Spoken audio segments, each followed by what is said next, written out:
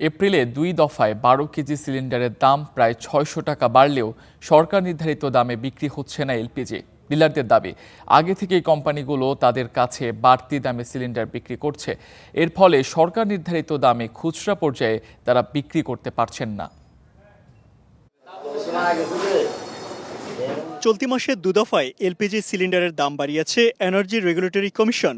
সবশেষ ১২ কেজি সিলিন্ডারে ২১২ টাকা বাড়িয়ে ১৯৪০ টাকা নির্ধারণ করলেও গ্রাহকদের কিনতে হচ্ছে আরও বেশি দামে।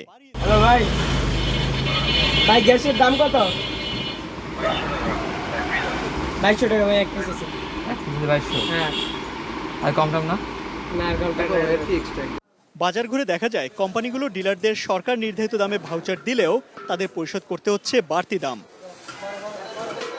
ডিলারদের দাবি, গ্রাহক পর্যায়ে দাম বাড়িয়ে সমস্যার সমাধান হবে না। সরকার যেই দামে বিক্রি করতে বলে সেই রেট আমাদের কিনাই পড়ে, আমরা ওই রেটে বিক্রি করবো কিভাবে? আসলে কোম্পানির যে রেটটা দিচ্ছে গভর্নমেন্ট সরকারি প্রদত্ত রেটটা, এই রেটে আমাদের থেকে কোম্পানি থেকে মালটা কিনতে হয়।